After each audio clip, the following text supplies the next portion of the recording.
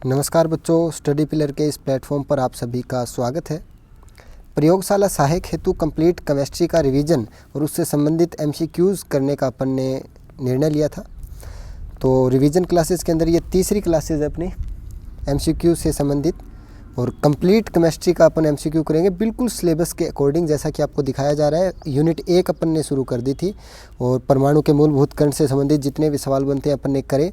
फिर अपन ने रदरफोर्ड का नाभिकीय मॉडल पढ़ा और क्वांटम संख्याएं अपन ने पढ़ ली। आज जो अपने को करना है क्या, पाउली का अपवर्जन सिद्धांत, आपभाव सिद्धांत, कक्षकों के प्रकार, हुंड का नियम, आधुनिक आवर्त सारणी, और ये सब आज इस चैप्टर को अपन क्या कर देंगे, कंप्लीट। तो ये इतने टॉपिक्स के ऊपर जो भी सवाल बनते हैं जो आपके प्रयोगशाला सहायक में आ सकते हैं वो अपन करते हैं। तो सबसे पहले आप पढ़ो क्या, पाउली का अपवर्जन सिद्धांत। उससे पहले आप आपभाव सिद्धांत को पढ़ो। क्या, आपभाव सिद्धांत। डी कक्षकों की आकृति है क्या, चलो डी कक्षकों की आकृति। डी कक्षक, 4 प्रकार के कक्षक अपन पढ़ते हैं, एस, पी, डी और एफ। ठीक है, उनमें एक्स कक्षक की किस प्रकार की आकृति होती है बच्चों? प्रत्येक जो एस कक्षक होता है उसकी गोलाकार आकृति पाई जाती है। ठीक है, तो सभी जितने भी एस कक्षक होंगे उन सबकी गोलाकार आकृति होगी। नेक्स्ट आपको पता होना चाहिए नोडल तल क्या होते हैं बच्चों। क्या, नोडल तल। 2016 वाला जो एग्ज़ाम था उसके अंदर ये सवाल पूछा गया था। तो नोडल तल किसे कहते हैं? एस कक्षकों के मध्य रिक्त स्थान को, जहाँ इलेक्ट्रॉन पाए जाने की जो प्रायिकता होती है शून्य होती है, उसे क्या कहते हैं? नोडल तल। जहाँ इलेक्ट्रॉन पाए जाने की जो संभावना 0 हो उसे क्या कहते हैं बच्चों? नोडल तल या नोडल सरफेस कहते हैं। तो एस कक्षक की आकृति क्या होगी? गोलाकार। नोडल तल किसे कहते हैं? जहाँ पर इलेक्ट्रॉन पाए जाने की संभावना 0 है। नेक्स्ट करें। नेक्स्ट बच्चों आकृति देखते हैं, पी कक्षकों की आकृति। तो इनके बारे में क्या महत्वपूर्ण बनता है देखते हैं अपन। पी कक्षक पी एफ कोश में उपस्थित होते हैं। पी एफ कोश के लिए एल का मान कितना होता है बच्चों? 1 होता है। ठीक है, एन बराबर कितने में पी स्टार्ट होता है? दूसरी कक्षा से पी स्टार्ट हो जाता है। ठीक है, एम के 3 मान -1, 0 तथा +1 होते हैं। चुंबकीय क्वांटम संख्याएं पी के लिए कितनी होती है? -1, 0 तथा +1। ये क्रमशः 3 कक्षक पी एक्स, पी वाई और पी जेड बनती है। ये देखो पी एक्स आपका, ये पी वाई है और ये पी जेड है। पी कक्षकों को जो इलेक्ट्रॉन घनत्व रखते हैं, कहाँ पर रखते हैं? वो अक्षों पर रखते हैं। कहाँ पर? अक्षों पर इलेक्ट्रॉन घनत्व रखते हैं, जो कि महत्वपूर्ण सवाल है, आपको ध्यान में रखना है। ठीक है, नेक्स्ट है इनकी आकृति कैसी होती है? तो डमरू की भांति इनकी आकृति होती है बच्चों। नेक्स्ट, तीनों पी कक्षक एक दूसरे के लंबवत स्थित होते हैं। प्रत्येक पी कक्षक की 2 पालियों के मध्य जहाँ इलेक्ट्रॉन घनत्व पाए जाने की संभावना 0 हो उसे नोडल तल कहा जाता है। तो अक्षों पर ये स्थित होंगे, तो अक्षों के बीच में, चाहे वो एक्स और वाई के बीच में हो, चाहे वाई और जेड व जेड एक्स के बीच में हो, वहाँ नोडल तल स्थित होगा। यानी कि पी कक्षक कहाँ पाए जाते हैं बच्चों? अक्षों पर पाए जाते हैं, आपको ध्यान में रखना है। पहला सवाल, पी कक्षक कौन से कोश से स्टार्ट होता है? तो n = 2। पी कक्षक के लिए पी कक्षकों में जो इलेक्ट्रॉन घनत्व होते हैं वो अक्षों पर होते हैं, निरक्षों पर? तो अक्षों पर। पी कक्षकों की आकृति कैसी होती है बच्चों? डमरू के आकार की। पी कक्षकों के अंदर जो नोडल तल पाए जाते हैं वो अक्षों पर या अक्षों के मध्य है, तो आपका उत्तर आएगा अक्षों के मध्य।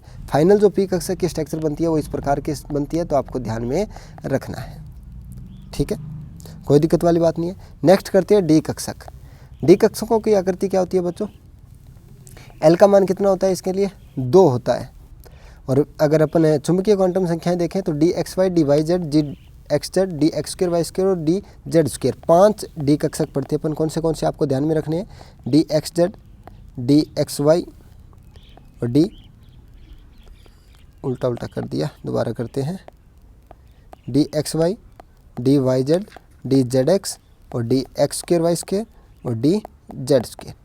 इन कक्षकों को आपको ध्यान में रखना है। डी जो एक्स वाई होता है वो एक्स और वाई इन 2 कोऑर्डिनेट्स के बीच में होता है। ठीक है, डी वाई जेड होता है वो वाई और जेड के बीच में होता है। डी जेड एक्स जो होता है वो जेड और एक्स के बीच में होता है, आप देख सकते हो।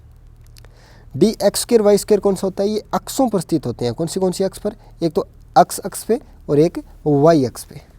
ठीक है, और डी जेड स्क्वायर कौन सा होता है? एक जेड एक्स पर। यानी कि एक्स स्क्वायर, वाई स्क्वायर और जेड स्क्वायर ये दोनों तो होते हैं अक्षों पर स्थित। ठीक है, और ये तीनों होते हैं निरक्षों पर स्थित। निरक्षों पर स्थित, तो ध्यान में रखना है।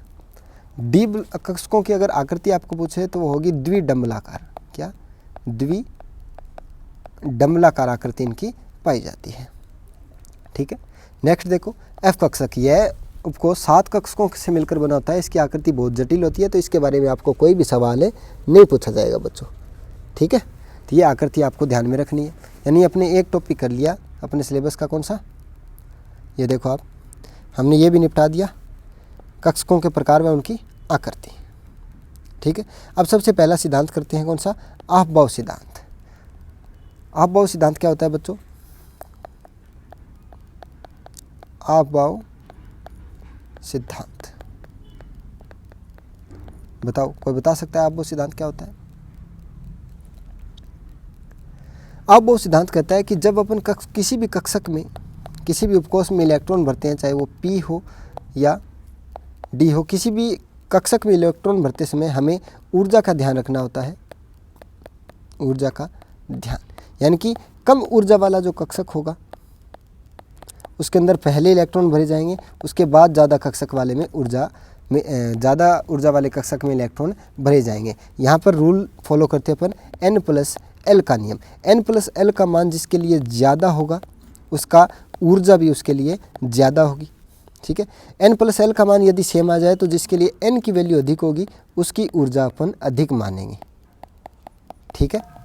तो आपभाव सिद्धांत क्या कहता है?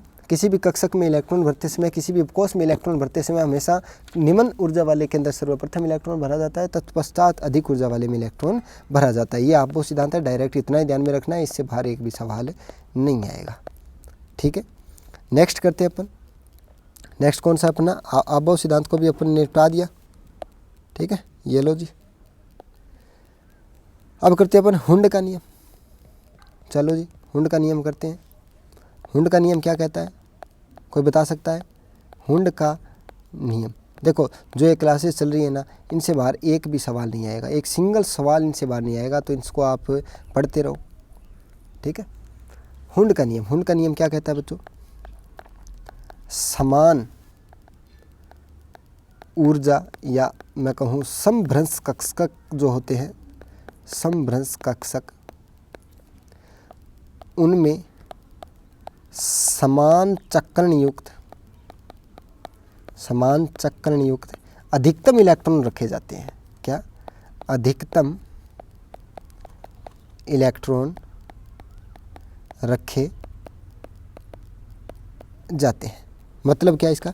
जैसे कि अपन P उपकोष में इलेक्ट्रॉन भर रहे हैं, तो ऐसे नहीं भरेंगे इसमें एक भर दिया फिर इसी में दूसरा, ऐसे भी नहीं भरेंगे इसमें एक फिर इसमें उल्टा चक्रण का भर दिया, ऐसे भी नहीं भरेंगे इसमें एक फिर इसमें। अपने को क्या करना है, भरने का जो क्रम होगा वो हमेशा पहले तीनों के अंदर एक एक भरेंगे, तत्पश्चात अपन क्या करेंगे बच्चों, युग्मन स्टार्ट करेंगे, ठीक है। तत्पश्चात अपन क्या करेंगे, इस प्रकार से युग्मन, यानी कि समान चक्रण के पहले भरेंगे, ठीक है, उसके बाद विपरीत चक्रित करेंगे। तो ये नियम क्या है? हुंड का नियम। यानी कि समान ऊर्जा या समभ्रंश कक्षक में समान चक्रण युक्त जो अधिकतम इलेक्ट्रॉन रखे जाते हैं, समान चक्रण युक्त के अधिकतम इलेक्ट्रॉन रखे जाते हैं हुंड के नियम में, ठीक है। नेक्स्ट अपन क्या करते हैं, पाउली का अपवर्जन नियम। पाउली का अपवर्जन सिद्धांत। पाउली का अपवर्जन सिद्धांत क्या कहता है बच्चों? बिल्कुल सिंपल सी बात है, पाउली एकदम बावली बात करके गया था। क्या? किसी भी इलेक्ट्रॉन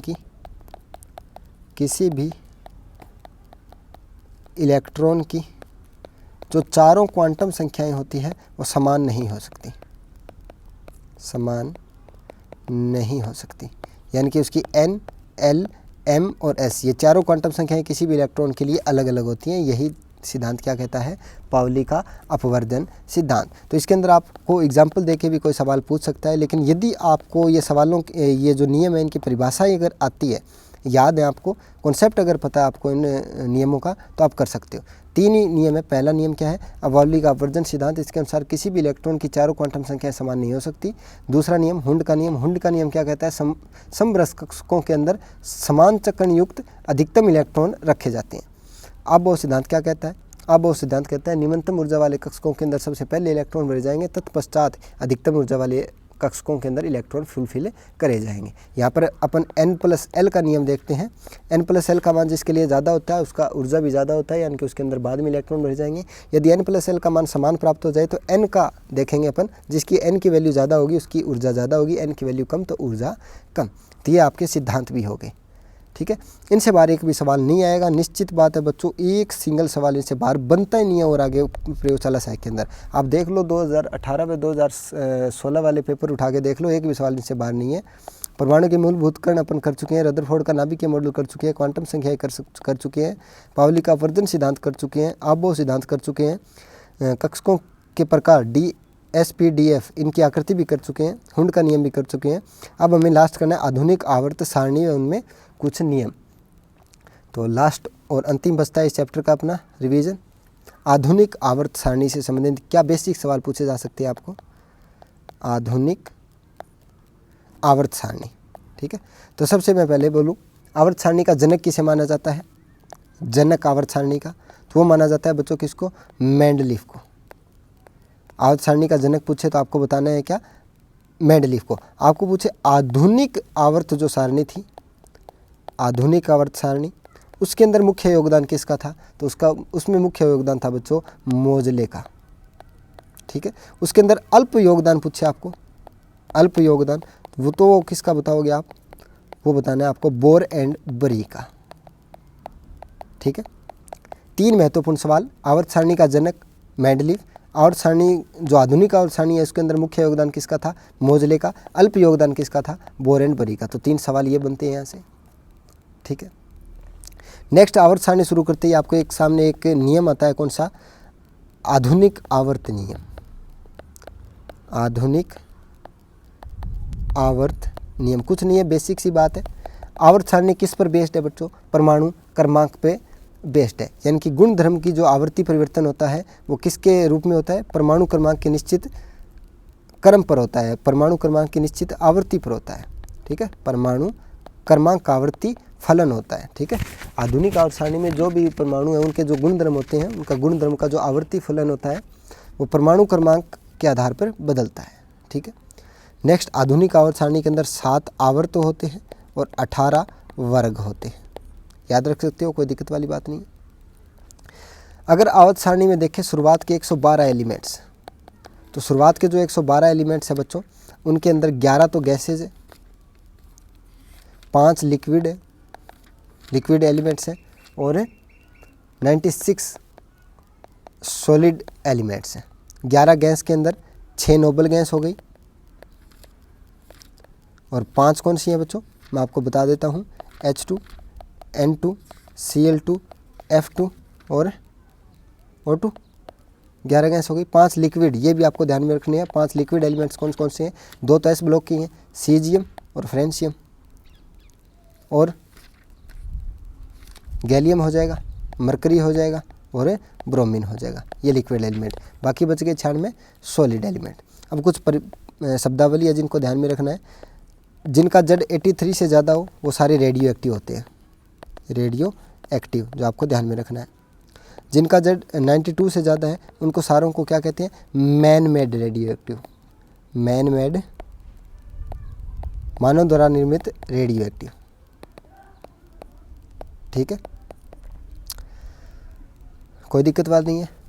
अगर 121वां तत्व खोजा जाएगा, 121 के बाद यदि कोई तत्व खोजा जाएगा तो उसमें क्या होगा, आवर्त सारणी का जो मूल ढांचा है, आज का जो ढांचा है वो परिवर्तित हो जाएगा। आपको ध्यान रखनी है। आपको सवाल पूछा जाए कि कौन से एलिमेंट के बाद नया एलिमेंट खोजे जाने पर आवर्त सारणी का जो सामान्य स्वरूप है, फिलहाल का जो स्वरूप है, आधुनिक जो ढांचा है वो चेंज होगा। तो 121वें एलिमेंट के बाद क्या होगा, आधुनिक ढांचा चेंज हो जाएगा।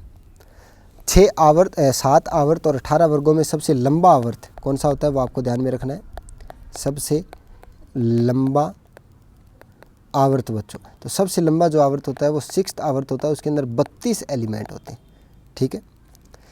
ब्लॉक्स वाइज अगर बात करें तो S ब्लॉक के अंदर टोटल 14 एलिमेंट होते हैं, आपको ध्यान में रखना है। P ब्लॉक के अंदर टोटल 30 एलिमेंट होता है, ये भी आपको ध्यान में रखना है। D ब्लॉक के अंदर टोटल 40 एलिमेंट होते हैं। D ब्लॉक के अंदर कुछ संक्रमण तत्व होते हैं, कुछ असंक्रमण तत्व है, और जो संक्रमण तत्व जिन्हें नहीं कहते। सर्वाधिक ऑक्सीडेशन स्टेट किसके द्वारा प्रदर्शित की जाती है बच्चों, ओस्मियम, और इसके द्वारा कितनी, +8, ठीक है। नेक्स्ट बात करें, जो टेक्नीशियम 43 है, D ब्लॉक का एलिमेंट है, इसे क्या कहते हैं, man made radio active, man made radio active element कहा जाता है।